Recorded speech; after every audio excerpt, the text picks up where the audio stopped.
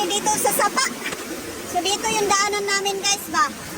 Hindi ako makatawid. Tawid guys, sao man na guys nga dako makachumbaha guys. Oh, nagbusagak dito ampot ang kalabaw, may kalabaw pa naman dito sa taas o naa pa ba? Kung nakuha ba ng may-ari, pag wala nako. Ewan ko lang, sobrang laki pa naman ng baha.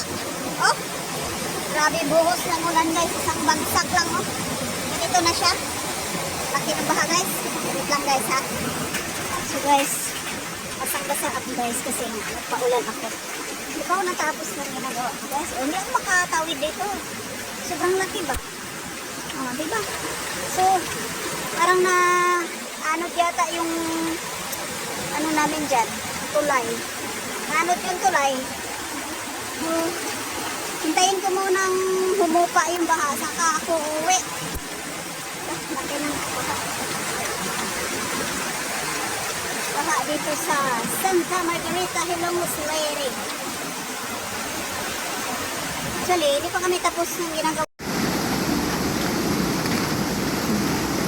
Grabe, laki ng tubig oh. Laki ng ano dito guys. Buti yung kalabaw niya guys oh, nandun pa. Ayan, galing yan sa Sapa guys kasi dyan niya nilalagay yan. Buti hindi na paano.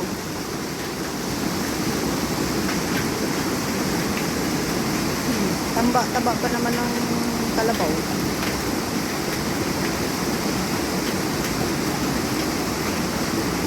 Yawa eh.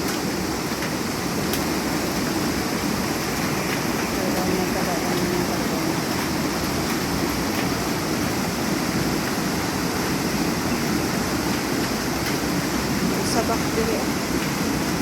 Okay ra? Okay. Abot na pa niyang kabaw ito ba?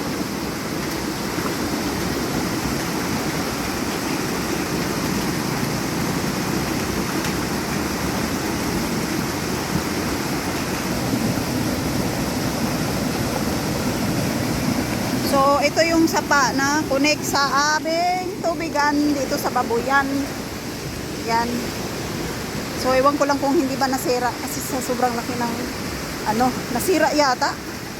Kasi wala ng tubig, oh. Nasira yung hose doon kasi nga binaha. Wala ng tubig.